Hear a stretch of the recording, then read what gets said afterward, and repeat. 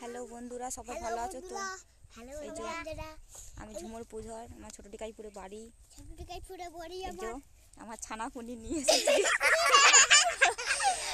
এই যে আমার ছোট ছোট বন্ধু সব আমার কাছে সবসময় থাকে, সারাদিন আমার সঙ্গে কেটে যায় ওদের। এই মাঠে এসেছি, এই দেখো আমার মেয়ে খুব বদমাইশ করছে, খালি এদিক ওদিক ছুটছে, তো বসে না। এই দেখো এরা সব মারাপিট করছে, ছানাপুনিগুলো দুধ খাচ্ছে আর মারাপিট করছে। যে তোমরা সবাই ভালো আছো তো?